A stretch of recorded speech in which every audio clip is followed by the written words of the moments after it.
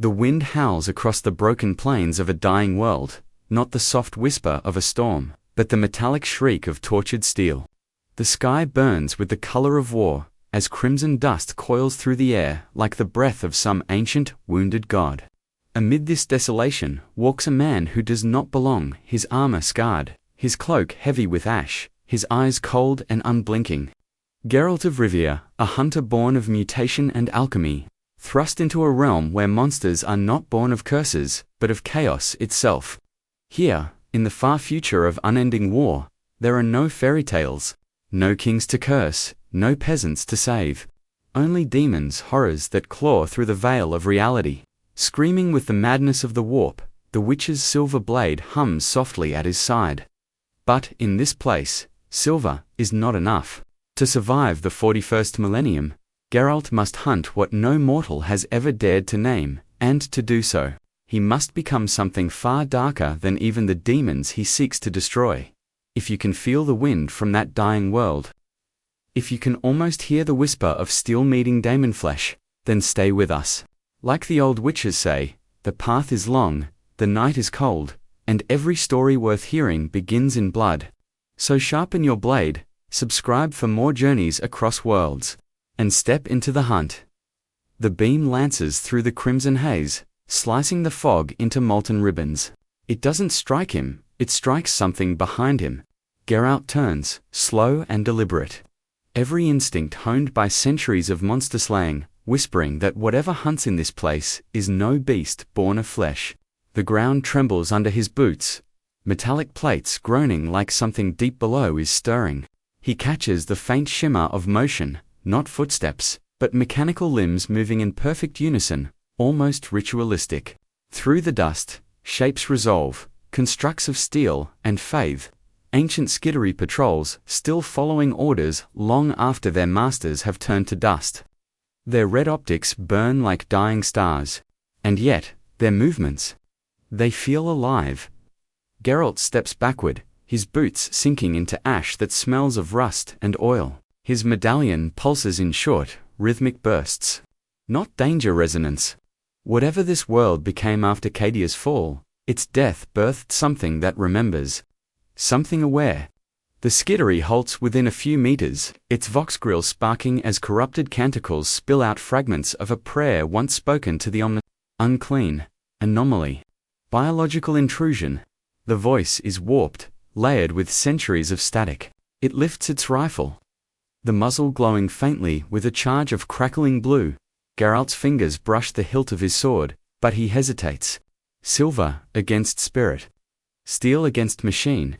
He's fought monsters that screamed, burned, wept, but this one hums, a perfect tone, too precise to be natural, too sorrowful to be mechanical. Then the shot erupts.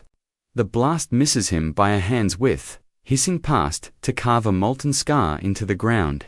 He dives behind a broken cogitator column, feeling the heat ripple through his armor. The next volley comes without pause, measured, relentless. Like the heartbeat of a dying god, he reaches into his pouch and pulls out a vial of black blood. Its dark contents pulsing with faint light. "Let's see how you handle that," he mutters, biting off the cork with a grim smile. The taste is metallic, bitter, like blood and burnt iron. As he drinks, his veins flare with cold fire. Signs won't save him here, but instinct might. He extends a hand, whispering a word older than the stars. The air bends, not with flame or wind, but interference. The energy confuses the skittery's targeting arrays. For a moment, the fog swallows all light. Silence, heavy and absolute, descends. Then a voice. Not the machine's, but something beneath the planet's skin. It whispers in layers of sound, more felt than heard. "Dreamer, wanderer. You should not be here." Geralt's pulse quickens. The medallion hums violently, responding to the unseen presence. He feels the ground vibrate beneath his palms, the earth itself breathing, exhaling ancient data through cracks in the crust. A strange light glows beneath the soil, red, then white, then black. Binary streams flow across the broken ground like veins of light. The skittery freezes mid-motion, rifle lowering. Its optics flicker, the red glow fading to a dim, uncertain pulse. It calls, it mutters. The machine spirit wakes, then its chest cavity opens with a hiss of steam, exposing a cluster of living cables that twist and retract like serpents. One cable lashes out, embedding into the ground. The voice grows louder, not through the air, but inside Geralt's skull. He staggers, clutching his head as the landscape around him flickers for a heartbeat. He is no longer standing in ruin, but in memory. Cadia alive.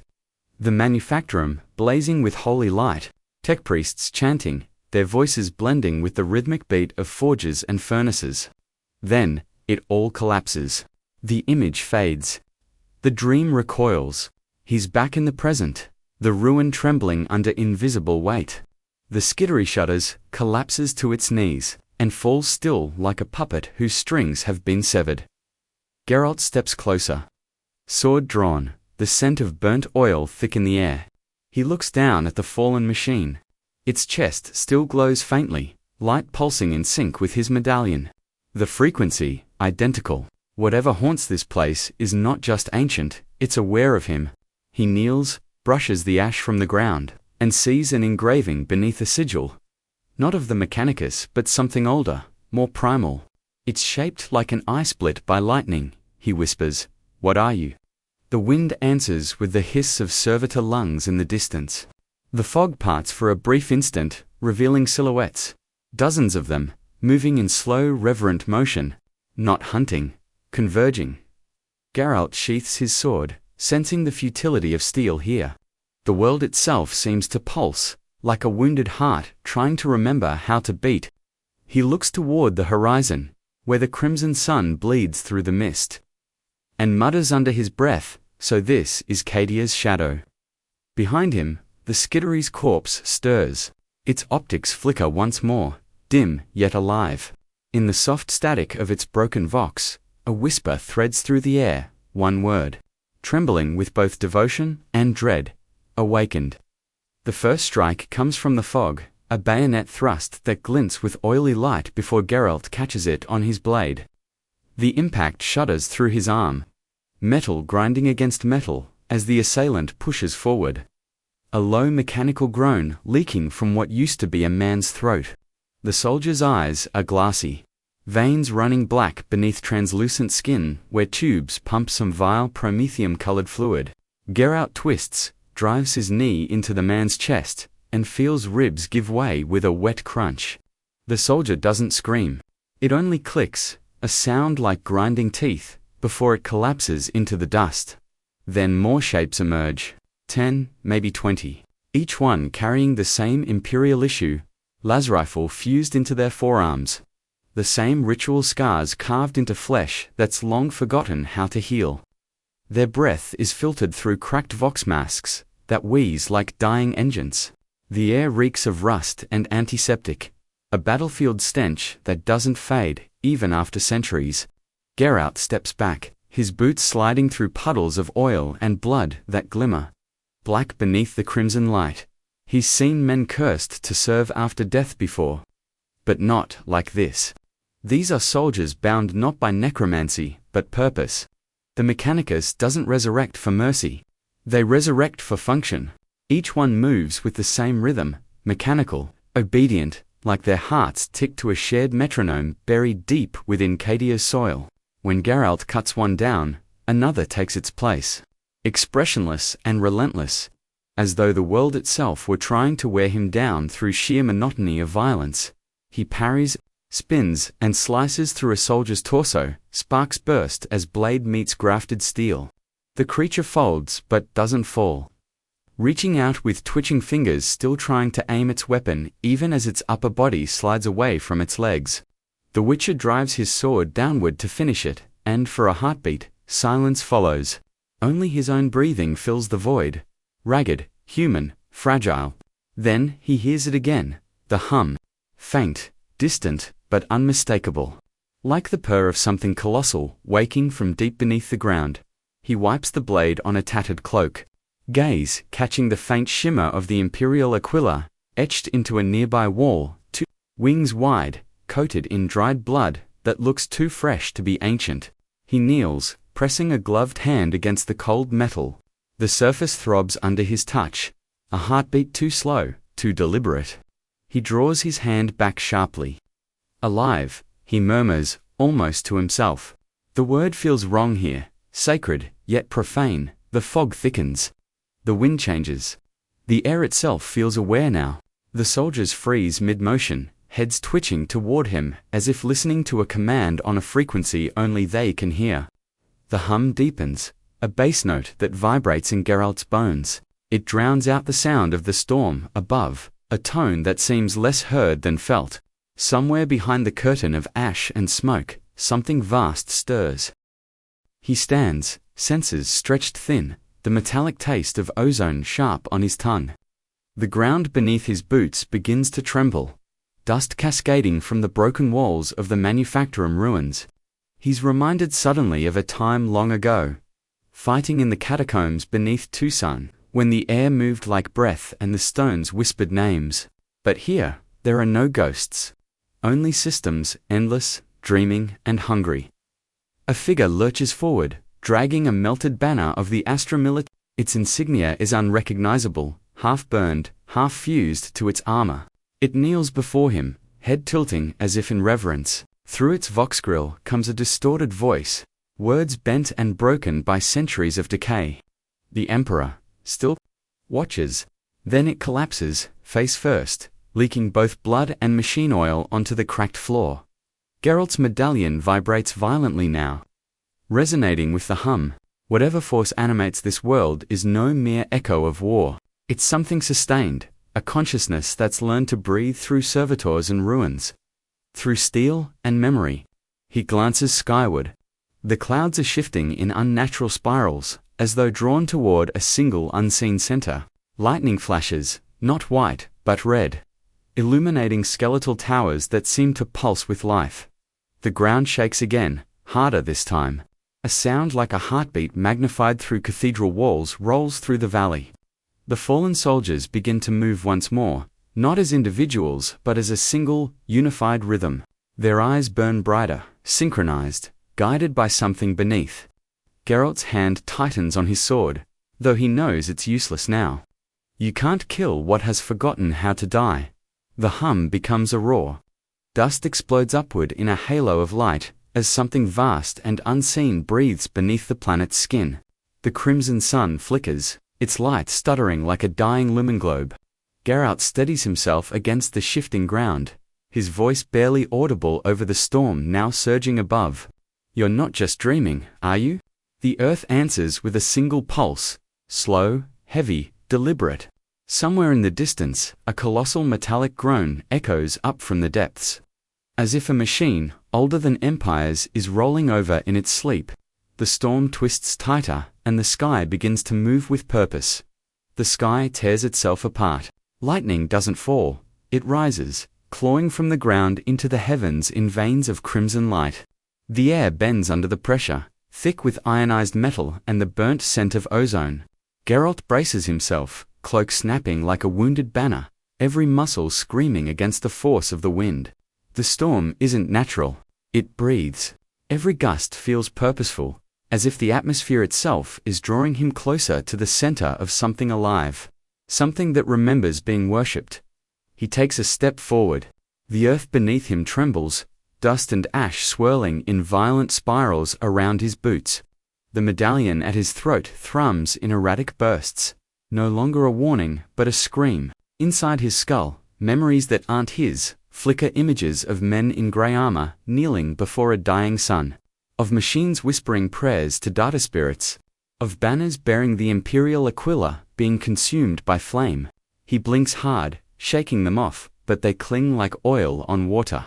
The storm isn't showing him visions, it's feeding him remnants, the psychic residue of a world that once defied the eye of terror and lost. The thunder cracks, not from the clouds, but from beneath the crust of the world. The ground splits open along jagged seams, revealing a crimson glow from deep below, molten rock, or something worse. The scent of promethium drifts from the fissures, sharp and suffocating.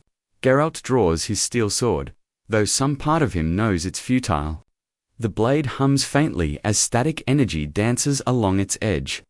Reflecting the storm's fire in jagged streaks of light, shapes move within the storm, not shadows, silhouettes of warriors encased in armor that shifts between the familiar and the impossible. Their forms flicker like broken reflections caught between matter and thought. One moment, they seem human soldiers in once-proud power armor bearing the sigils of long-dead regiments. The next, their faces melt into twisted masks, eyes hollow, bodies stretching beyond human form. The storm twists reality around them like a cruel painter's brushstroke. Geralt watches, frozen between awe and revulsion. His instincts scream run.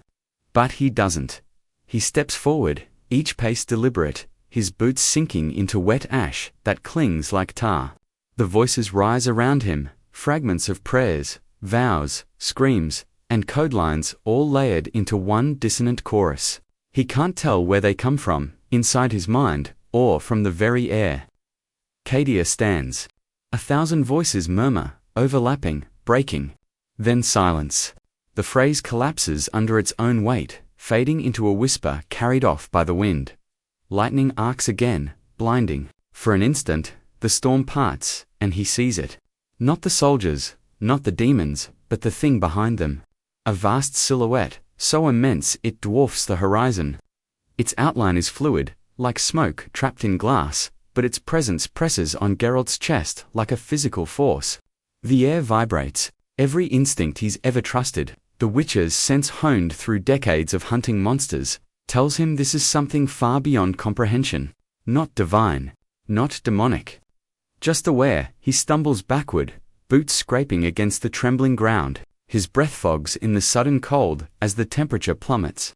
The crimson light fades to black, replaced by the faint shimmer of blue warp energy bleeding through the cracks in reality. He feels it on his skin, like invisible fingers tracing his scars. The storm's whispers return, this time with clarity. They are not words, but memories made sound. The dying breath of soldiers, the last transmission of a fleet. The screams of a world watching itself burn. Geralt closes his eyes, forcing the voices out. He's fought gods, wraiths, cursed kings. But this feels different. There's no malice in the presence, only observation. Like something ancient is studying him, dissecting his every move. The medallion rattles violently now, the chain biting into his neck. He grips it, whispering through clenched teeth. This isn't magic. The words feel hollow the moment they leave his lips. A bolt of red lightning strikes the ground only meters away, sending molten debris into the air. He raises an arm to shield his face, feeling the sting of heat through his armor. The storm roars again, louder this time, and through the veil of dust and light, he glimpses movement, the storm's eye-opening. It's not a gap in the clouds but a pupil, immense and black, surrounded by swirling crimson. For one unbearable second, it looks directly at him. Geralt's body locks. Every nerve burns as a pressure unlike anything he's felt before floods his mind, a flood of thoughts, symbols and screams that don't belong to him. He gasps, staggered, gripping his sword just to stay upright. Then, the eye blinks and the world shatters. The storm slams shut, collapsing into silence. No thunder, no wind, only the soft hum of the machine world beneath his feet. Shahuchi exhales steam curling from his lips. He looks up into the black sky where the vortex had been and mutters, voice low and steady, "If this is a hunt, then let's begin." The horizon flickers once more, a faint glimmer of movement, like the storm watching him still. Waiting. The ash drifts like snow, soft at first, then heavier gray flakes settling on the corpses of machines and men alike. The outpost looms ahead, a jagged scar of metal and desperation carved into Cadia's dying plains. The wind carries a static hiss, the kind that makes skin crawl, and beneath it, faint echoes of prayers whispered too often to gods that no longer listen. Geralt steps through what used to be a perimeter wall, now little more than a lattice of welded promethium tanks and shattered armor plates. The scent of burnt oil and rusted blood clings to the air. Inside, the remnants of the Astra Militarum move like ghosts. Their uniforms are tattered, the proud green and grey, dulled by dust and despair. They work in silence. One man reinforcing barricades with cracked plating. Another tending to a comrade whose arm ends in a cauterized stump. A young woman kneels before a flickering lumen, tracing the wings of a fractured imperial aquila carved into the stone. Every motion feels ritualistic, born not from hope, but routine. Like breathing in a world where faith has become survival instinct, Geralt halts at the threshold, his medallion faintly vibrating beneath his armor. The sound of it feels wrong here, out of place in a world where magic should not exist, and yet, he feels something alive in the air, not a spell, not a curse. Something older, the hum of machinery beneath the earth, pulsing faintly. Like the heartbeat of a wounded god, the soldiers see him, a pale figure draped in black. 2 swords at his back, eyes like molten amber cutting through the haze. To them, he must seem like an omen, a silent apparition walking unburned through a world already damned. Whispers ripple through the camp. A witch, a psyker, a revenant, but no one dares approach, not until their commander steps forward. Vaughn is a large man, broad-shouldered but hollow-eyed, the kind of soldier who's seen the galaxy at its ugliest and kept fighting anyway. His armor is scavenged, patched with scraps of different regiments. His left pauldron bearing the faded insignia of Cadius 107th. He carries himself like a man who has buried too many brothers to remember their names. When he speaks, his voice is low and hoarse, filtered through a damaged rebreather. "You're not one of ours," he says, hand resting near the hilt of his sidearm, "and you sure as the throne aren't from here." Geralt doesn't answer immediately. His gaze sweeps across the outpost, the flickering lights, the blood-dark mud, the distant shapes of sentry guns that no longer function. Then his eyes settle on Vaughn. "No," he says at last, "but I can help you hold this place." A murmur spreads among the soldiers. Some sneer, others look away. They've heard promises before, from preachers, from psychers, from dying men claiming divine visions. But there's something different in the witch's voice.com, certain. The kind of certainty that only killers carry. Vaughn studies him for a long moment, then nods toward the ruined aquila. "We hold," he says, "not to Geralt, but to himself, until the Emperor takes us, or the storm does." His tone carries no zeal, only exhaustion masquerading as faith. He gestures to a nearby soldier, a boy barely 20, with a bandaged head and hollow cheeks. "Show him the lines." Geralt follows the young man through narrow trenches filled with rainwater and ash. The air hums with static. Every few steps, he passes another soldier staring into the horizon, rifle clutched tight, knuckles white. They look less like warriors and more like candles waiting to be snuffed out. When the boy finally stops, he points toward the wastes. "They come from there," he whispers. "Every night, further and closer. We don't see them till it's too late."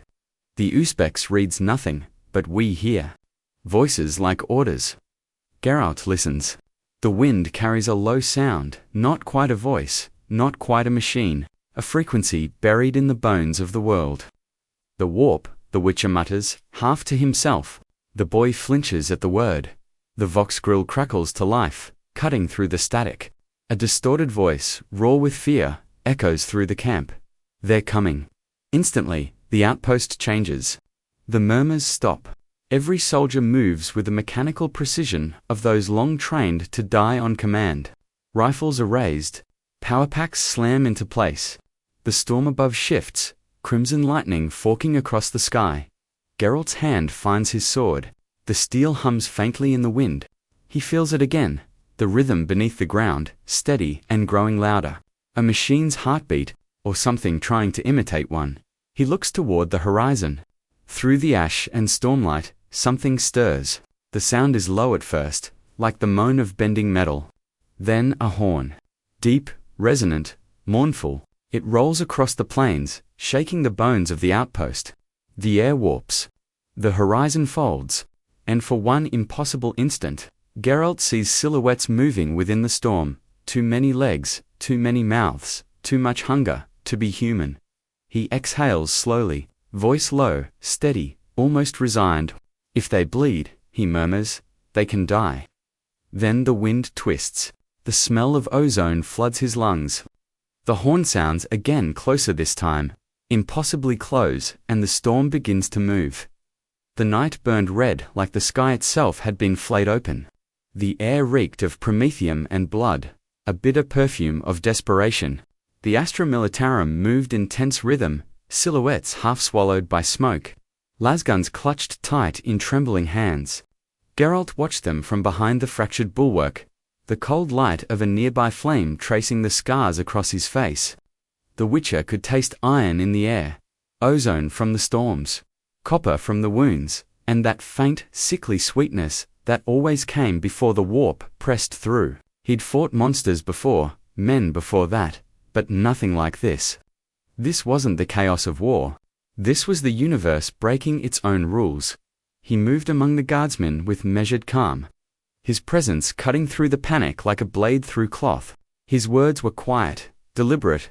He showed them how to turn fear into ritual, how to anchor their trembling hands with movement, repetition, discipline. The coils they salvaged from a wrecked manufactorum became crude wards. He marked them with symbols, not runes of the Witcher's world, but something that felt close enough, something that made the air hum faintly when placed in sequence. Erden, twisted by science. Faith through function. When it moves through here, he said, voice low, you'll feel the air thin, like the world's holding its breath. That's when you fire. Don't think, don't blink. They listened because they had to, because belief was all they had left. And as they worked, they whispered their prayers, broken, half-remembered litanies to the Emperor of mankind.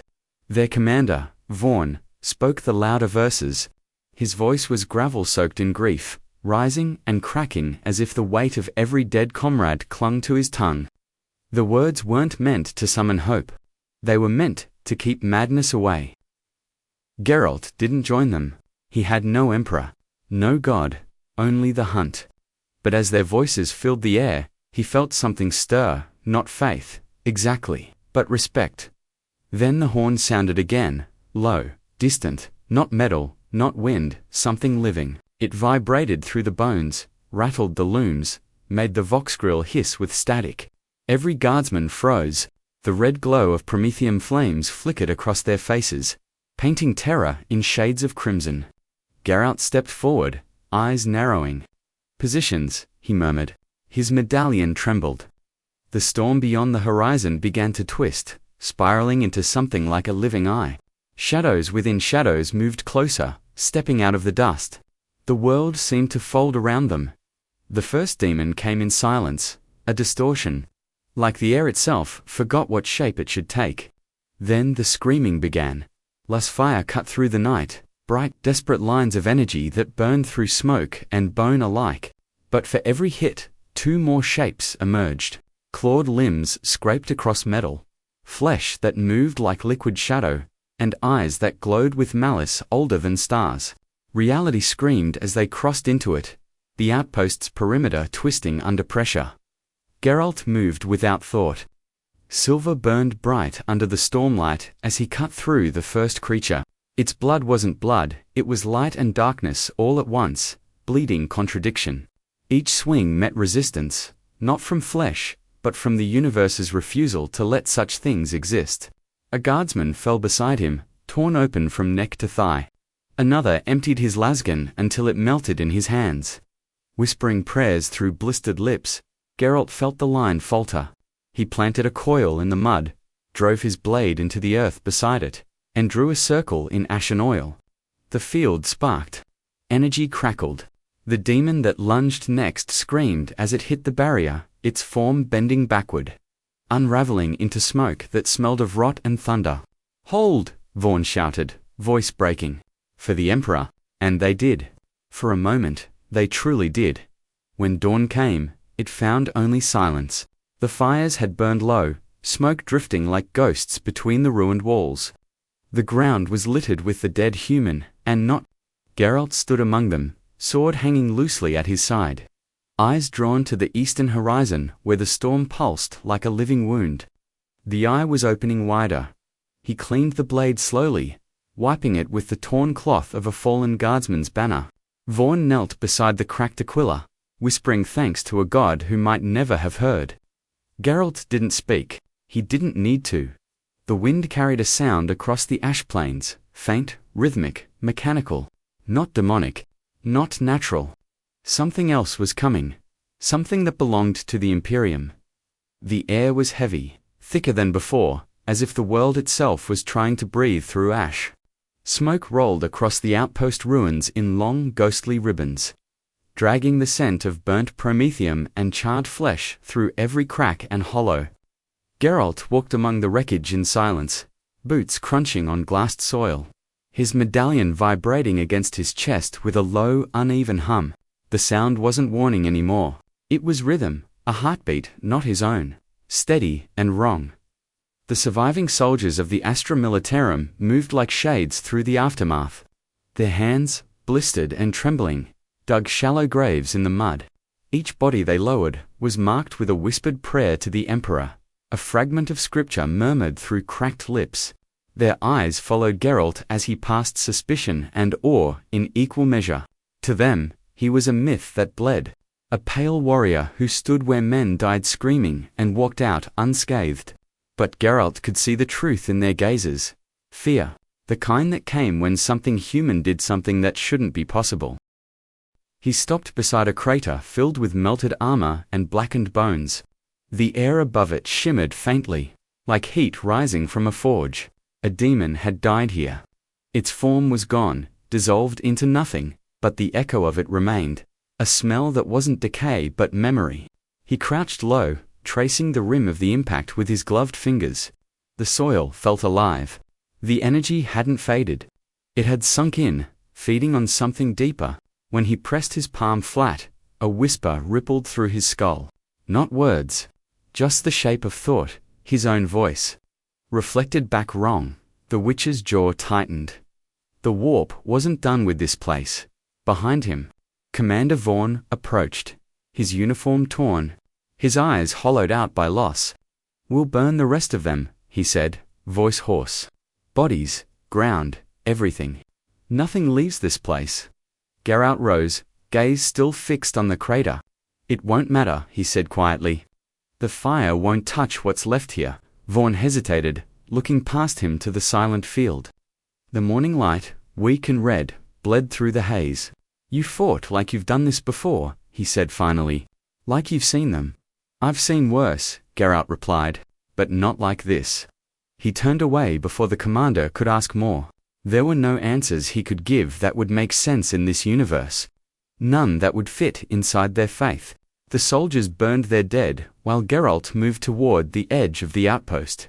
Drawn by that pulsing wrongness beneath the ground, his medallion throbbed faster with every step. The hum deepened, resonating with something unseen. When he found the demons' remains, or what passed for them, it was barely more than a smear of shifting color on the ground. The texture of the world was different there, blurred and translucent, like oil on water. He knelt and drew a small vial from his belt, scraping a trace of residue onto glass. The substance hissed faintly, eating through the metal rim before dissipating into nothing. No smell, no temperature. No, wait. But as he stared, the patterns within the vapor began to twist, forming faint, fractured lines. Runes, not imperial, not Witcher his own. The signs he'd carved into the soil the night before, Erden's pattern, inverted and warped. Something had mirrored his method, reshaped it. The realization hit cold. It wasn't just reacting to him. It was learning him, studying him. Every movement, every technique. Geralt straightened slowly, eyes narrowing as he scanned the storm-choked sky. The clouds pulsed in unison with his heartbeat, streaked with veins of crimson lightning that illuminated symbols for a moment before vanishing. His medallion hummed louder, vibrating so violently he had to grip it to keep it from breaking. The silence stretched too long, too still. The soldiers' voices faded into background echoes. Even the wind seemed to hold its breath. Then came the whisper. It didn't travel through air. It slid through thought. Cold, patient, ancient. "Witcher, you were not meant to be here." Geralt turned toward the storm. The lightning coiled like serpents across the clouds, illuminating the horizon in bloodlight. The voice didn't sound hostile, not yet. It sounded curious, amused, like something vast had just noticed an insect standing upright. His hand went to his sword. The steel whispered, as it left the scabbard, a sound sharp enough to slice the silence. The medallion fell still. The hum vanished. Only the storm remained, breathing slowly, waiting. Geralt's voice was low, steady. "Then you'll have to show me where I am meant to be." The wind answered with a sigh, carrying ash into the rising stormlight. The next hunt had already begun. The air beneath the manufactorum is colder than any winter Geralt remembers. Not the clean chill of snow, but a metallic cold, as if the stone itself remembers the machines that once breathed here. The shaft descends in perfect silence except for the echo of his boots, each step swallowed by the dark like an offering. He trails one hand along the wall, cold, slick, carved with the faint relief of imperial sigils buried under centuries of grime. The symbols should bring order, a kind of holy geometry meant to keep chaos at bay. Yet here they feel reversed, protective wards that have turned inward, trapping faith instead of defending it. The tunnel spirals deeper, ribs of rusted steel forming an anatomy of despair. The witch's eyes adjust to the gloom, pale cat-like irises catching the faint shimmer of distant candles. Only they don't flicker right. Their flames bend upward, reaching for the ceiling like claws. Time feels uneven here. The air stretches moments thin, like tallow drawn from a dying flame. Geralt pauses, listening, and there it is again. A hum beneath the silence, low and constant, like a heartbeat buried in the stone. His medallion answers, vibrating faintly, its rhythm matching the pulse beneath his feet. He mutters a word, not a spell, but a habit, a breath to break the suffocating quiet. Even his voice sounds wrong, stretched thin by the echoes that refuse to fade. When he passes the first servitor, its face is a ruin of machinery and bone. The Vox grill clicks once, then again, as if trying to form speech. From the rusted speaker grill spills a half-recognizable sound, the fragments of an imperial hymn. Each word distorted, elongated, like metal screaming through water. The Emperor sees. The voice crackles, before fading into static. Geralt kneels beside it, examining the circuitry embedded into its skull. Power conduits, long dead. The servitor shouldn't be capable of movement, let alone speech. But its eyes, what's left of them, glow faintly red, pulsing with the same beat as the hum in the walls. He stands and moves on, slower now. Every sense awake, the catacombs expand into a wide chamber, its architecture wrung in a way that makes his stomach twist. The ceiling arches too high, supported by pillars that seem to bend when he looks directly at them. The air stinks of promethium and decay, a chemical rot that clings to his throat. The ground is littered with remnants of the Astra Militarum, fragments of lasguns fused into the floor. Armor warped into grotesque statues, faces melted into their helmets. Not death by flame or blade, but by belief itself. He can feel it in the air. This place fed on devotion until it curdled. As he moves deeper, the whispers return, faint feminine, almost tender. Not words, but tone. A voice that hums in rhythm with his heartbeat. He catches it first through vibration, then through sound. Not sung by any living throat, but carried by the stone itself. A hymn without breath. He slows, the tip of his silver sword grazing the ground. The reflection that stares back from its blade is not his own. Eyes darker, face gaunter, something lurking behind the mirror of steel. The hum swells. The air, trembles, in the dust. Outlines begin to form faint silhouettes of armored figures kneeling in rows. Their bodies translucent, their heads bowed in eternal worship. Each one wears the insignia of the Astra Militarum, but their armor is fused with the wall, their forms melting into the stone as if they've been absorbed by the faith they died for.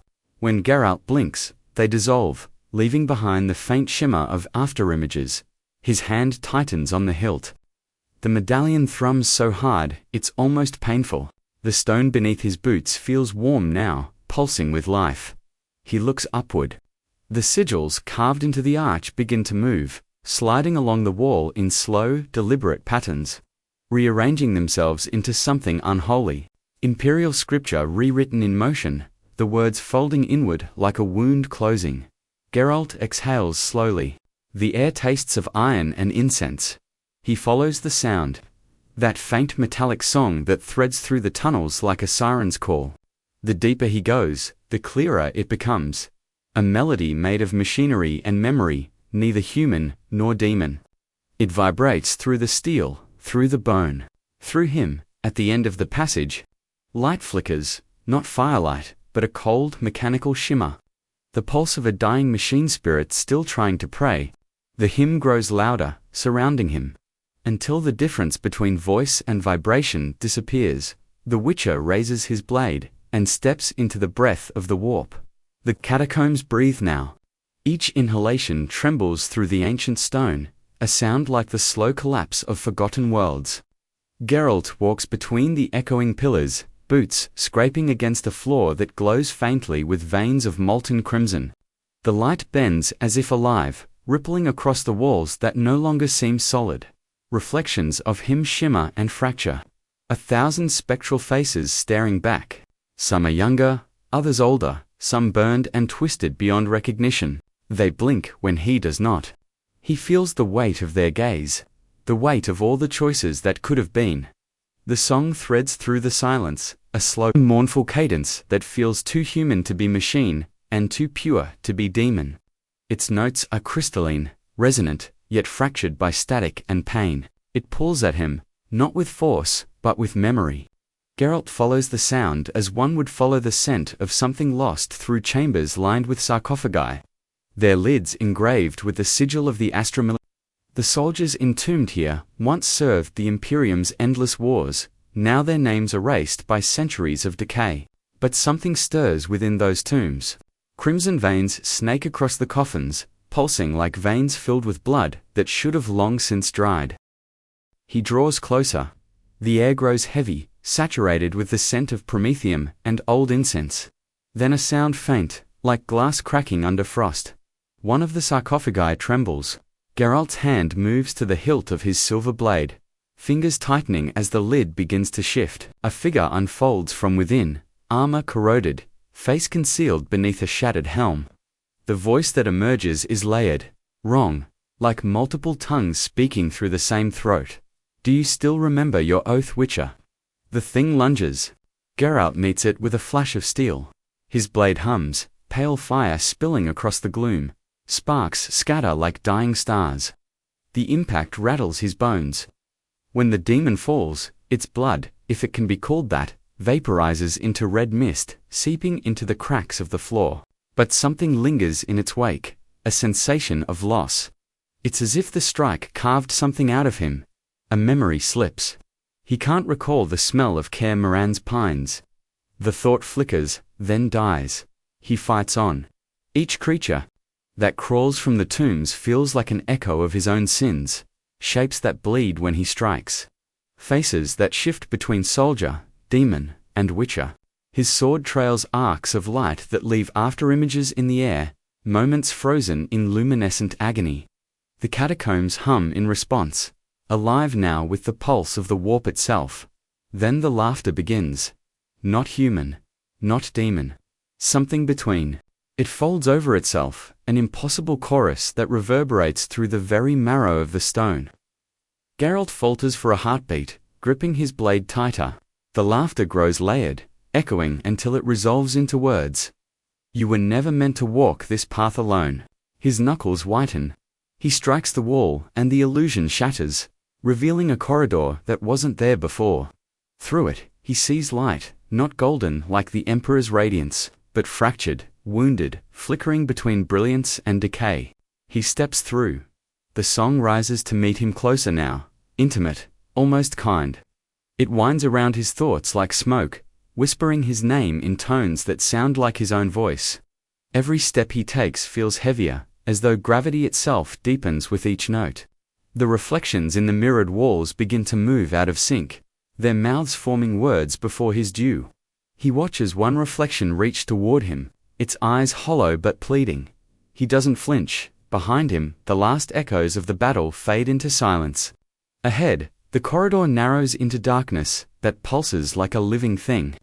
The song, no longer distant, breathes against the back of his neck, its tone no longer mournful, but expectant. Geralt stops. The air tastes of metal and memory.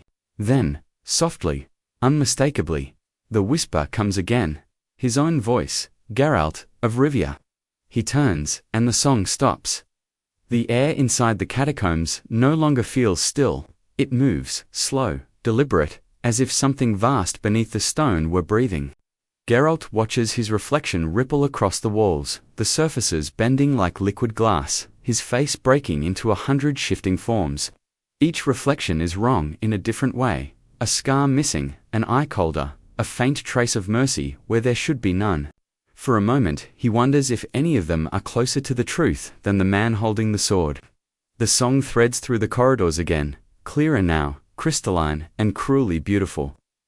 It's not a song of welcome, it's a song of remembrance, of devotion stretched into torment. Its echoes make the air shimmer, and for the first time, Geralt senses the sound touching his thoughts directly, curling around them like smoke.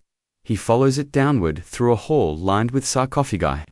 The lids bearing the sigils of the Astra Militarum. Each one is veined with faint crimson light, pulsing like veins under dying skin. The symbols of the Imperium are warped, the two-headed Aquila twisted, wings bent into strange geometric angles that hurt the eyes if stared at too long.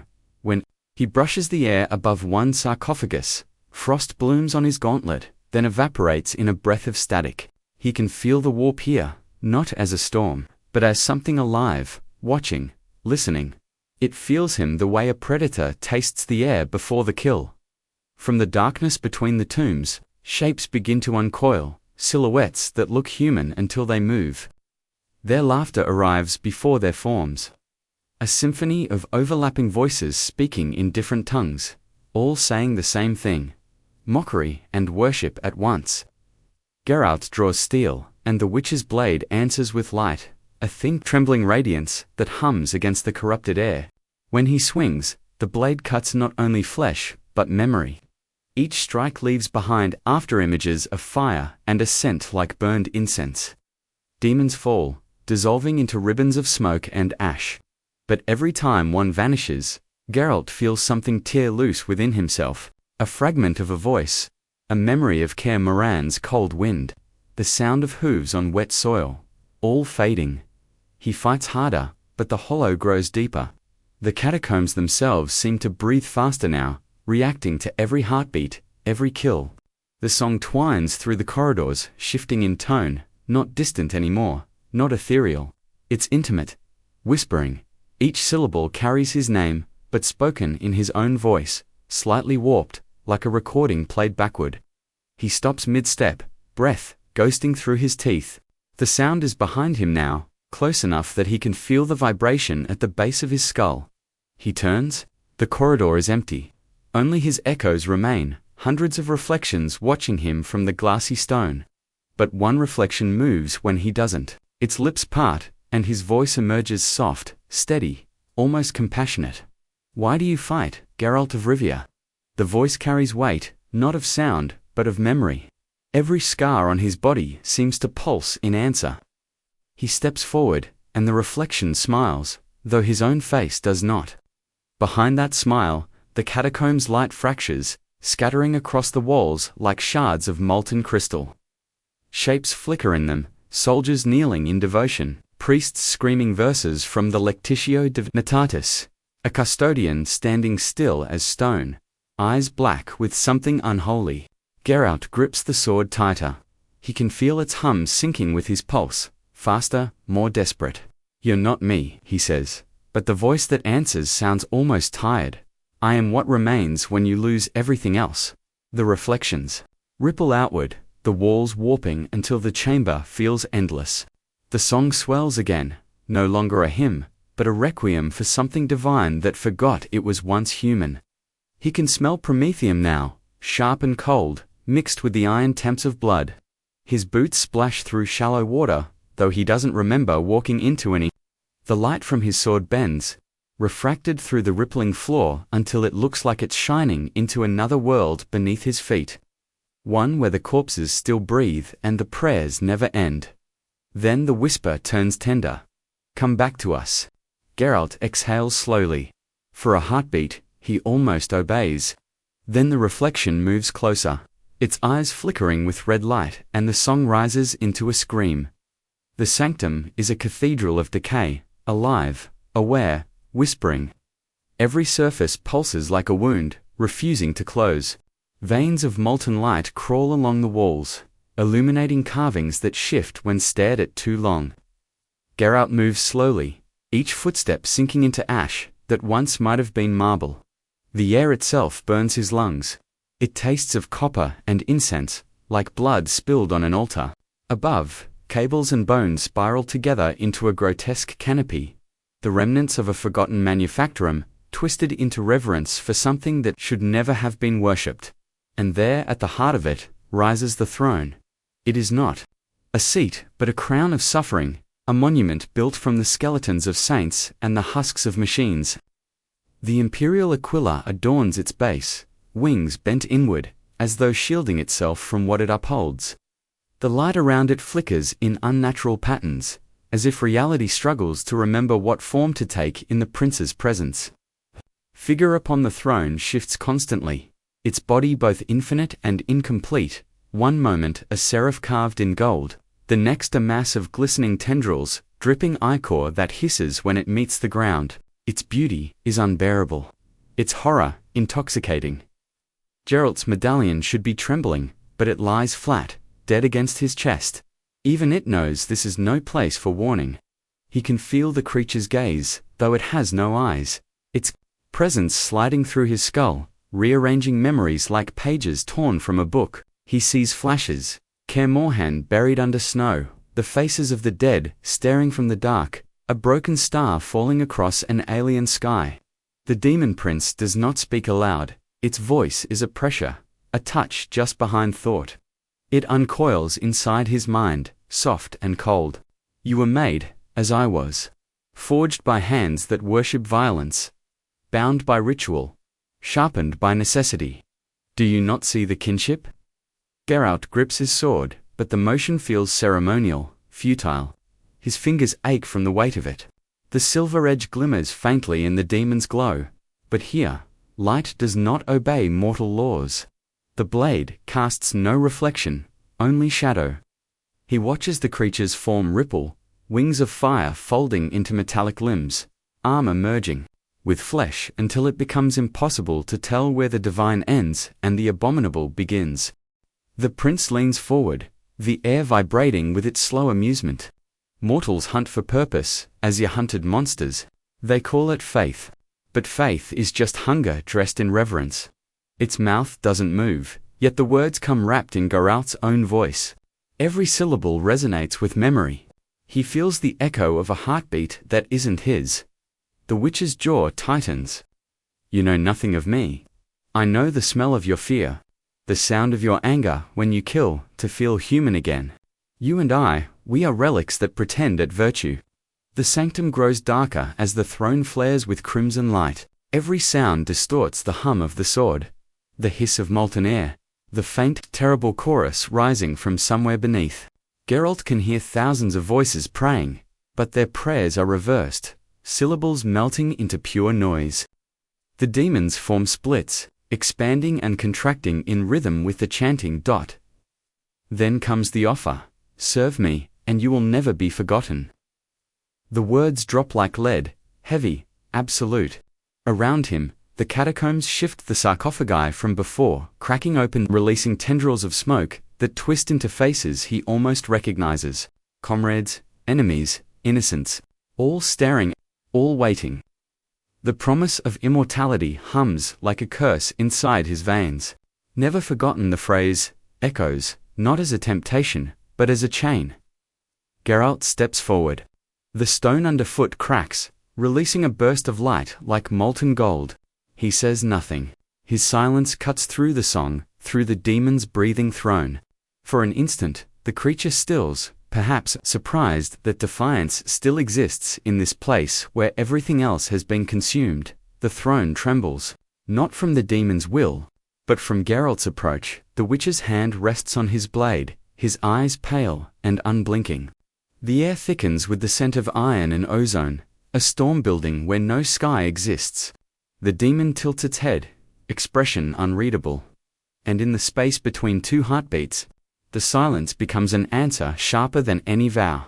The demon's laughter rolls through the sanctum, like thunder drowning a cathedral choir. Its echo is endless, a sound that shakes the marrow in Geralt's bones. The walls ripple, the air bends, and the light fractures into rivers of molten color that spill across the stone floor like veins torn from reality. Geralt circles it, slow, deliberate, his every movement mirrored in the shards of broken glass and bone around them. His heartbeat is steady, unnatural in its calm. He has fought monsters before, things born of magic, science, or madness, but nothing that knew him this well.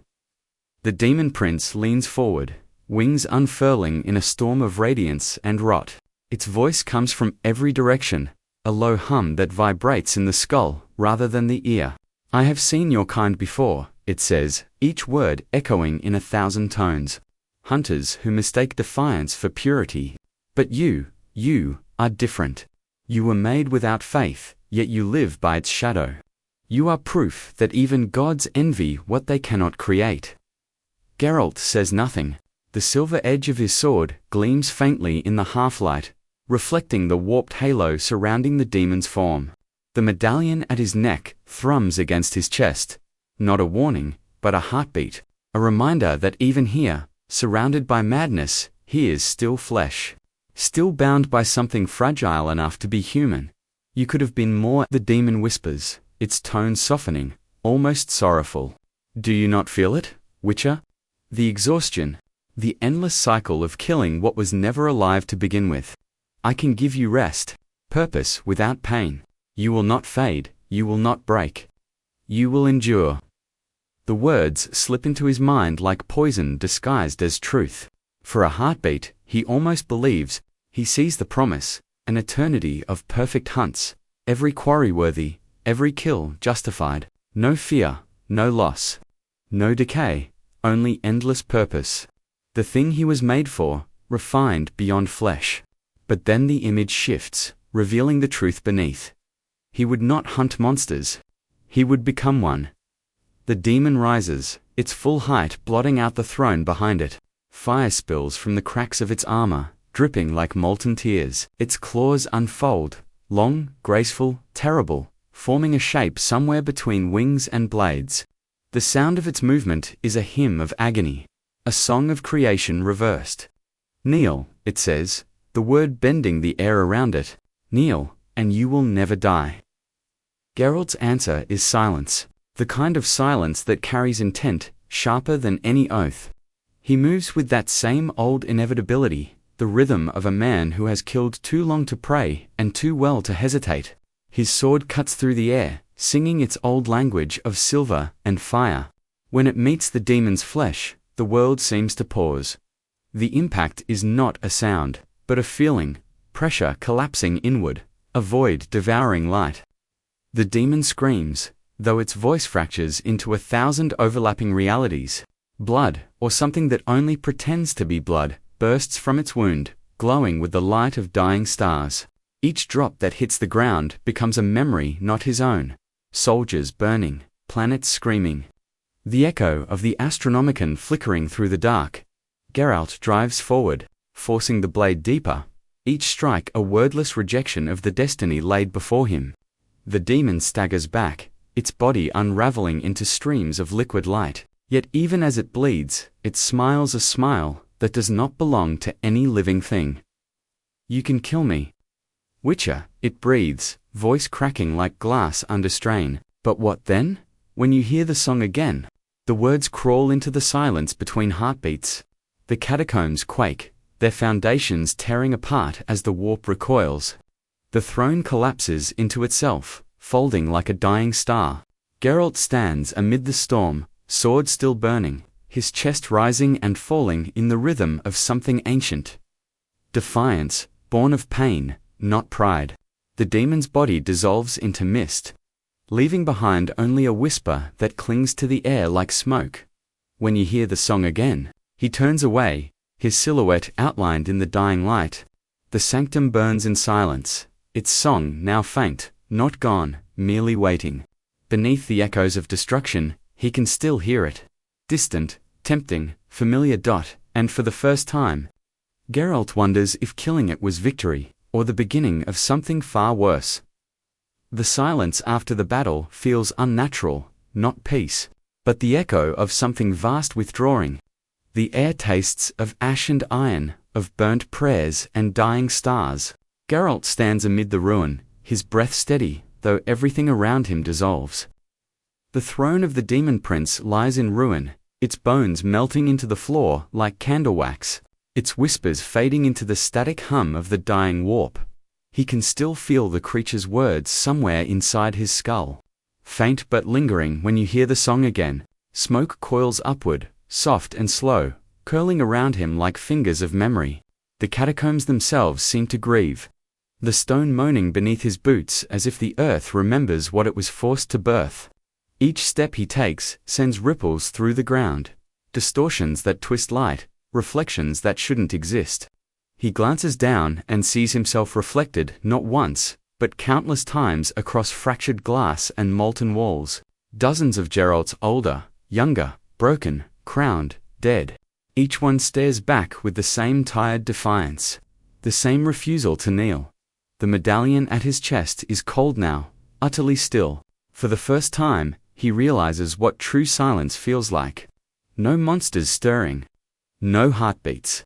No sound except the faint rhythmic shatter of reality trying to remember its shape. Somewhere in that sound, he hears it, faint, distant, the hymn of the Astra Militaris, the soldiers he fought beside, men who prayed while they bled. Their chant rises through the dust like smoke through glass, a sound not carried by air but memory. For the Emperor, for the soul, Geralt turns toward the sound, though he knows no one lives. The battlefield beyond the catacombs is gone, replaced by a horizon of shifting light. Where the ground folds upward, like pages in a book being rewritten, he feels the pull of it, the drag of something immense and patient. The warp doesn't hate him. It remembers him. It wants him. He walks, slow and deliberate, through the collapsing corridors. The floor burns under his boots, molten promethium bleeding from the walls, like veins torn open. Shapes drift within the smoke, soldiers without faces, servitors praying without words, Skiddery standing in eternal vigil, their eyes hollow lamps flickering in the dark. Each one turns as he passes, as if acknowledging something sacred and forbidden. The light ahead is not light. It's the illusion of dawn, pale, inviting, cold. It hums with the same pitch as his medallion once did, as if promising release. Geralt stops at the edge of it, blade still in his hand, though he no longer remembers drawing it. He studies the reflection of himself once more, not the Witcher, not the slayer of beasts, not the weapon. Just a man standing between faith and nothing. He thinks of Kermor, of the mountains, of the sound of snow falling before dawn, of faces he cannot remember clearly anymore. All of it feels far away, too far to touch, too faint to trust. But the memory steadies him, even here, because it is his, because no god, no demon, no emperor can take it. He steps forward. The air folds around him, swallowing sound and form. The light bends, and for a heartbeat, it feels like ascent, like redemption. But then the truth settles in. This isn't heaven. This isn't even escape. It's continuation. The path, endless as it ever was. And somewhere behind him, sealed within the warp's heart, something stirs. The faintest hum, the whisper of a song he has not yet learned to silence. A reminder that even the strongest hunter cannot outwalk what waits between worlds. Some say, Geralt of Rivia died that day, consumed by the storm he defied. Others whisper that he still walks the void, the Emperor's unspoken weapon, the blade that hunts where even light refuses to go. No tomb, no monument. Just a shadow moving through eternity, following the faint echo of the song that never ends. The smoke settles. The air stills. The path remains. Somewhere in the silence, his voice, low, steady, and unbroken, says the only truth that matters: the path never ends.